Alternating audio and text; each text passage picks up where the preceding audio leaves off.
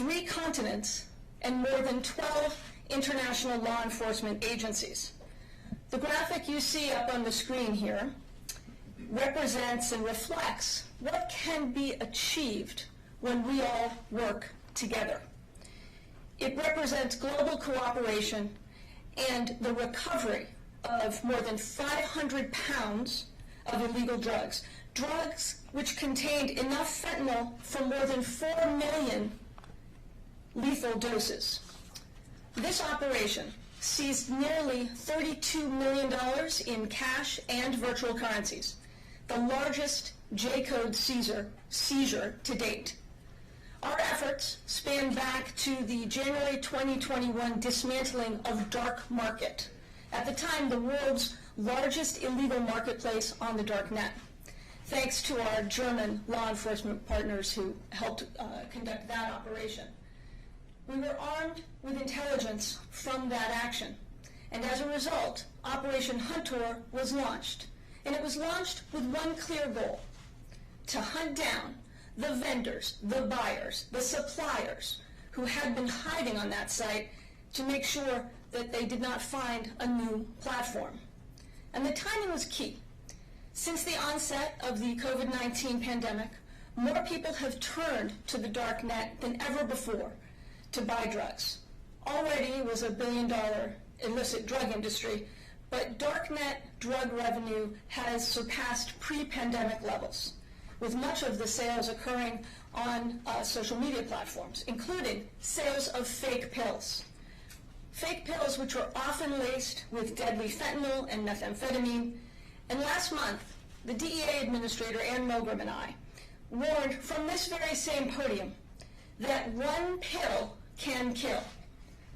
Well, Operation Dark Hunter went after the illicit drug distributors who use the dark net to traffic these illicit drugs, and items like pill presses, which are fueling the ongoing opioid crisis plaguing our communities. The FBI Deputy Director and the DEA Administrator will describe their operations in more detail, but as part of Operation Dark Hunter, we saw darknet drug vendors running laboratories at home, creating fake pills with pill presses, pills styled to look like OxyContin, Xanax, or Adderall, but which are actually laced with fentanyl, methamphetamine, or potentially fatal doses of other narcotics. In the United States alone, this operation seized over 200,000 pills, 90% of which were found to contain counterfeit opioids or other narcotics. To put this in perspective, just 2 milligrams of fentanyl, a size so small it could fit on the tip of a pen, that's considered a deadly dose. Thanks to the partnership represented here, lives around the world will now be saved. Before I close, I want to address those who remain on the dark net, those who are peddling illegal drugs and thinking they are safe behind layers of digital anonymity. My message to you is simple. There is no dark internet. We can and we will shine a light.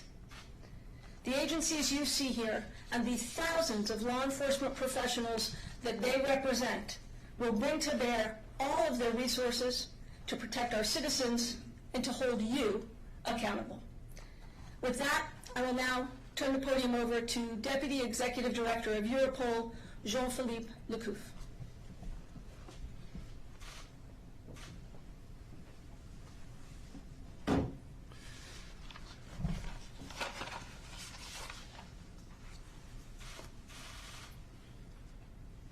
Thank you very much.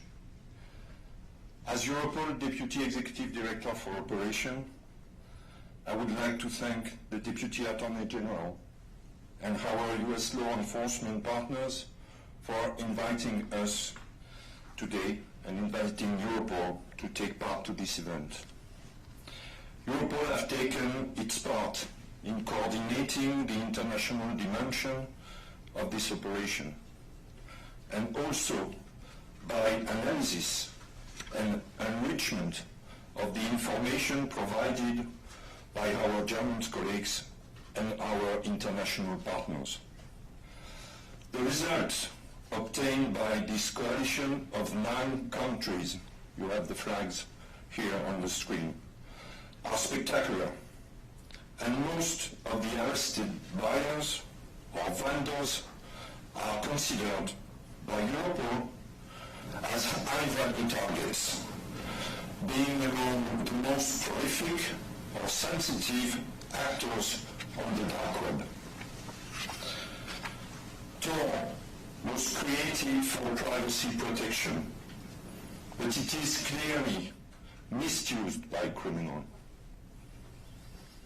With such operations, based on information sharing, trust between partners, and international coordination, we are sending a strong message to these criminals on the dark web. No one is beyond the reach of law, even on the dark web.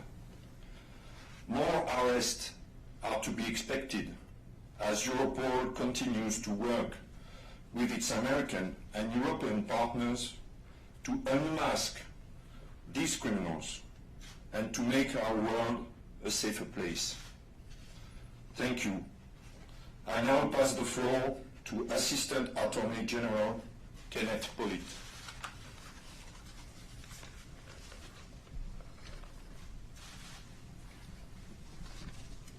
Thank you. Operation Dark Hunter stands as our most recent victory in the global fight against cyber-enabled drug trafficking. The online trafficking of opioids, particularly fentanyl, poses a lethal threat not only to the United States, but also to our European and Australian counterparts and beyond. This is a global threat, and it requires a global response. You see, our communities now face the constant threat of relatively easy access to dangerous illicit drugs now being peddled not on a street corner, but in cyberspace. Operation Dark Hunter highlights both the magnitude of this lethal threat and the significant efforts we are taking here at the Department of Justice to address it. So I am proud to stand here today proclaiming that the Department of Justice is fully engaged in the battle against drug trafficking, utilizing the internet to push poison into our communities. In particular, I want to thank the men and women of the Criminal Division and applaud their bilateral commitment with our European and Australian counterparts. Thank you to the Narcotic and Dangerous Drugs Section, including its trial attorneys stationed at the Special Operations Division, and the multitude of law enforcement agents assigned there and at the JCode task force, who ensured that the investigations making up this operation were supported, coordinated, deconflicted, and integrated for success. To the Criminal Division's Office of International Affairs, who ensured that through mutual legal assistance, the United States was able to further their investigation through the use of data lawfully seized by Germany.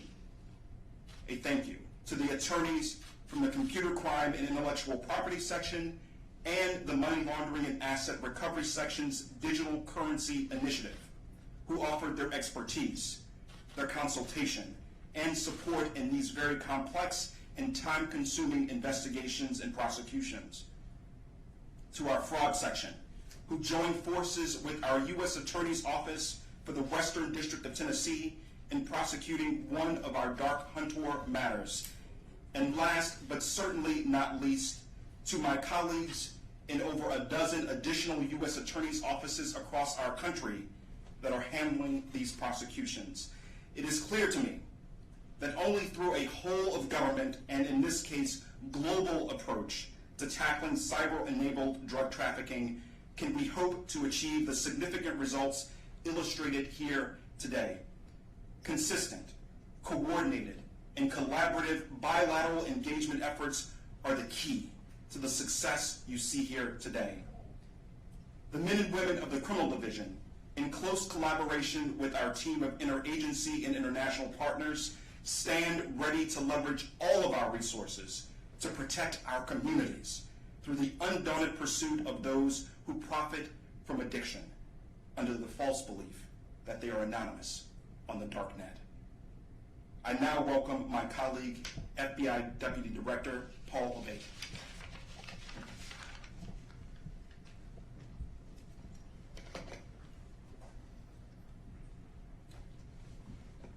Thank you, AAG Polite, and good morning, everyone. JCode began in 2018 as a multi-agency initiative laser-focused on combating the borderless, worldwide distribution of illegal drugs online. Since that time, the bottom line is this: JCode has been relentless in finding and arresting drug dealers around the world who falsely believe they can evade justice by operating on the dark net, as well as keeping dangerous drugs, particularly counterfeit and contaminated drugs, off the streets and away from the thousands of people who fall victim every year. Those purchasing drugs through the darknet often don't know what they're getting, or if they're about to get something that may contain a lethal dose of fentanyl. Because of that, one of the very real impacts, positively, of disrupting darknet drug sales is making the U.S. and the world a safer place. As highlighted, Operation Dark Hunter has achieved a large, high-impact number of arrests and seizures, but I'd like to point out another number as well. The CDC has published that there were over 90,000 drug overdose deaths in the U.S. in 2020 alone, up more than 20,000 over the 2019 numbers. Today, we're taking some of the most dangerous, unregulated drugs off the streets of America, in addition to putting a stop to those involved in the illegal drug trade.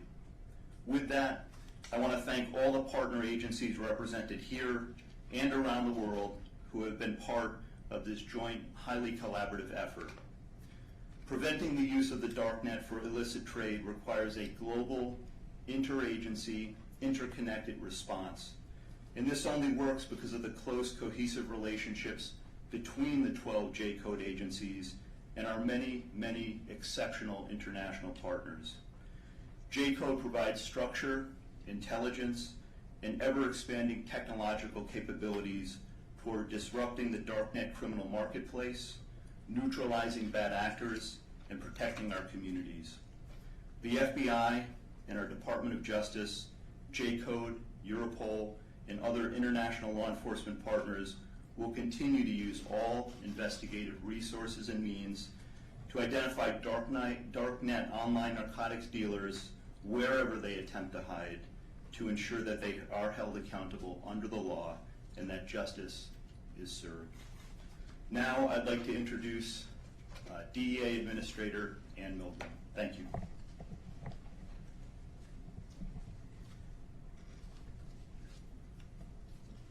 Good morning. Thank you to the Deputy Attorney General, to Europol, to ICE, the FBI, and the United States Postal Service, and to the Assistant Attorney General for the Criminal Division. It is a privilege to work with each of you on this critical issue. We face new and increasingly dangerous threats as drug traffickers expand into the digital world and use the dark net to sell dangerous drugs like fentanyl and methamphetamine. Today's takedown shows that instead of selling on street corners, drug traffickers today are now turning to operating on the dark net, trying to hide their criminal acts from law enforcement. This means that drug traffickers are everywhere. It means that they now operate in every single room, in every home that has a smartphone or a computer. As part of this operation, DEA took enforcement action in 9 of our divisions, including our Special Operations Division. We made 36 arrests across 13 states and the District of Columbia. DEA seized dozens of kilograms of fentanyl, methamphetamine, heroin, and cocaine. We seized 31 weapons and over 200,000 fake counterfeit pills, many of which were pressed with fentanyl or methamphetamine and are made deceptively to look exactly like real prescription pills. Our work has never been more important. Across the country, we are seeing surges in overdose deaths driven by fentanyl and by methamphetamine and by the increased availability of these fake counterfeit pills. These are the drugs that are driving the overdose crisis in America, where 250 people die each day from overdoses and countless more overdose but are fortunate to survive. As the Deputy Attorney General highlighted, last month DEA took a rare step when we issued a public safety alert warning Americans of a dramatic increase in the availability and lethality of these counterfeit fake prescription pills. We cannot stress enough the danger of these substances. Our lab at DEA, our testing reveals that 4 in 10 fentanyl pills containing fentanyl, now contain a potentially deadly dose, 2 milligrams or more. The pills we seized as part of this operation were made to look like oxycodone, like hydrocodone, and like Adderall, but they are not real prescription pills. These pills, some of them contained fentanyl and some contained meth. We are now seeing these counterfeit pills being sold in every single state in our country, and we are seizing them at record rates. To date this year, we have already seized more than 11.5 million counterfeit pills. That is 4 times more than what we seized in 2019. DEA is committed to protecting the safety and the health of our communities by targeting and dismantling drug trafficking organizations wherever they operate, including on the dark net. And we are also committed to working together in partnership with our domestic and foreign law enforcement counterparts to do all that we can do to save lives. Thank you. It's now my pleasure to introduce the Acting Director of ICE, Tate Johnson.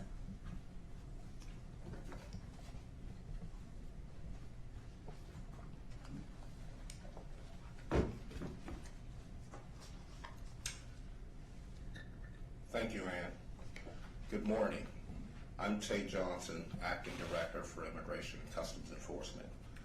I join my fellow law enforcement partners here today and express my sincere appreciation of the collaboration between the Joint Criminal Opioid and Darknet Enforcement Team, which has resulted in today's announcement. As DHS's principal investigative agency, focused on transnational crime, ICE's Homeland Security investigations identify, infiltrate, interdict, and dismantle organizations that utilize the dark web for criminal activity. Often, members of drug trafficking organizations and the infrastructure used to support drug trafficking on the dark web are in foreign countries. Therefore, HSI leverages its relationships with foreign partners to work collaboratively to dismantle these organizations and their infrastructure. HSI's covert operations also target transnational organizations and individuals who launder proceeds for criminal networks engaging in or supporting darknet marketplaces. They have been successful in tracing and seizing illicit proceeds derived from trafficking and distribution of online illicit opioids. Illicit dark web marketplaces represent a significant threat to public health, economic, and national security. And together, this team will continue to disrupt and destroy transnational criminal organizations that bring these narcotics and other dangerous contraband into the United States. At this time, I'd like to introduce Chief Postal Inspector Gary Barksdale.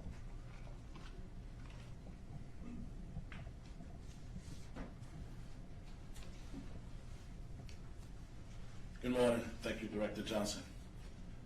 You know, illicit drugs are killing Americans and people around the world at a very alarming rate. The criminals responsible use the dark web and other means to sell and ship narcotics and other dangerous goods around the world, often relying on the Postal Service or other private carriers.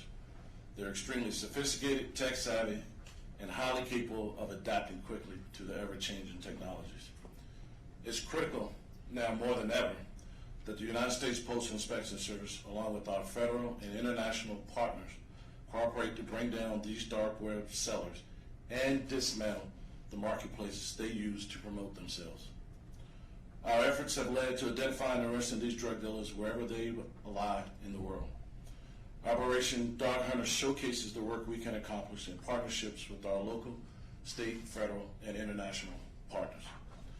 This international operation has been very methodical, a coordinated effort where we're seeing concrete results in arrest, prosecution, and seizures of narcotics and other assets.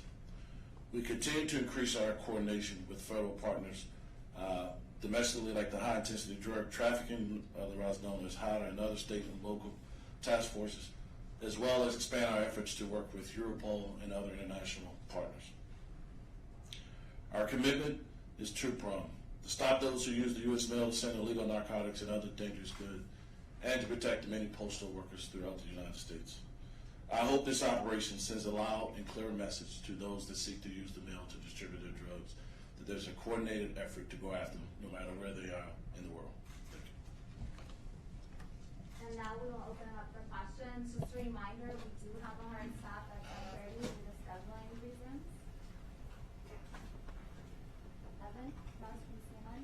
Yeah, for the administrator or the Attorney General, we never see when you do these types of operations any indication that there's work being done with the Chinese or with the Mexican authorities to try to stop some of the flow of precursor chemicals and some of the sources of this. Can you talk a little bit about that? If I could do a follow-up to the Deputy FBI Director, how many meetings have you had with local officials about this memo from the Attorney General on threats to school board members? I'll start with the first one, Evan. Thanks for the question. When it comes to China and Mexico, as I think folks heard who listened to the press conference that the DEA administrator and I did last month on the One Pill Can Kill campaign, we know that precursor chemicals that go into these pills are coming from labs in China and manufactured in Mexico. The Attorney General was just part of a very significant meeting with 3 other cabinet officials, meeting with Mexican authorities. The DEA administrator has also met with the Mexican Attorney General, and we've raised this issue repeatedly. And look, you can expect us to continue to press our international counterparts, to press countries like China, to press Mexico to make sure that these labs cannot operate from their locations and send deadly pills here to this country, and that the flow of those precursor chemicals are stopped coming through Mexico and ultimately to the United States. Does anyone have any on-topic questions? Mr. Gates, could you ask me a question? With due respect, Evan, we're going to stay on the topic. That's it. Any on-topic questions? Well, I'm on topic and I'm off topic. Please ask your on-topic question. We have limited time. So, out of the Sorry, arrests, Jacobson. that were made, do you expect from the other countries that these people are actually going to get extradited into the U.S. to face justice here? Number one. And number two, now that the National School Board Association has issued basically an apology letter, does the department still stand by keep the same position with the Attorney General's memo?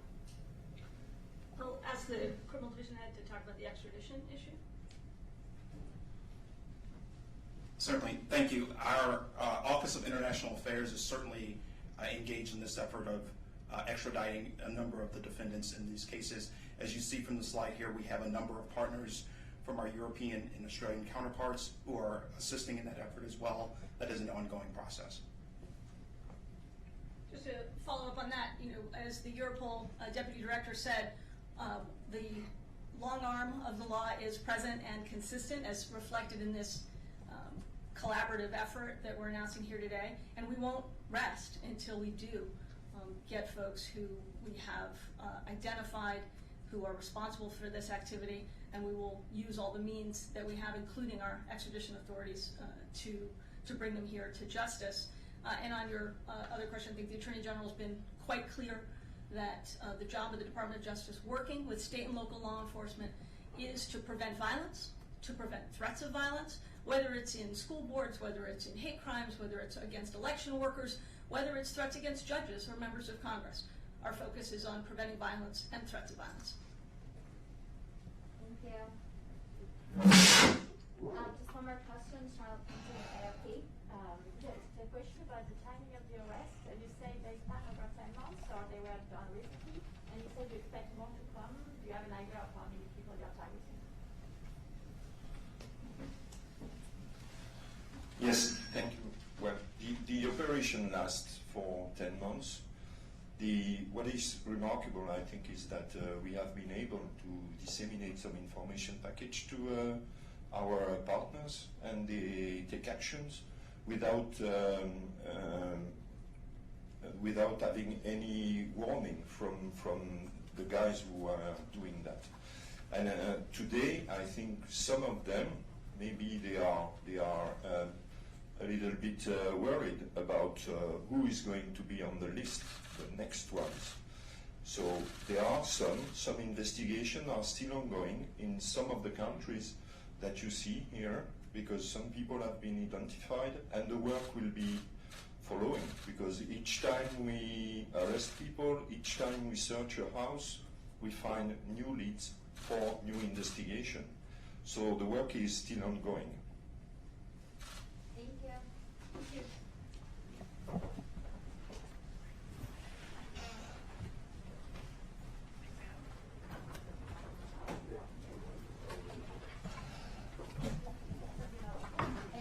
Sorry. Shall we do? Yeah. Oh, yeah.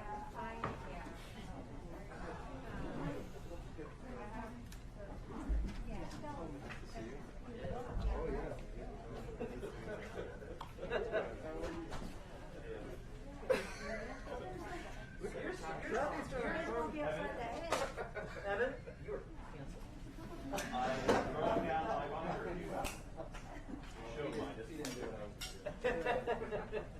Kathy, are you going to find me when I walk out the door? Okay. When you walk out the door. I just want everybody to be witnesses.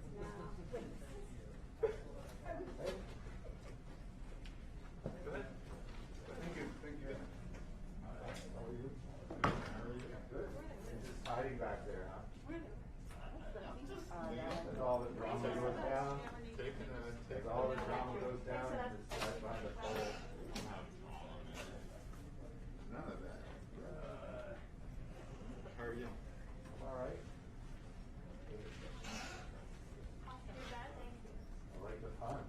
You guys gotta do more puns. Are you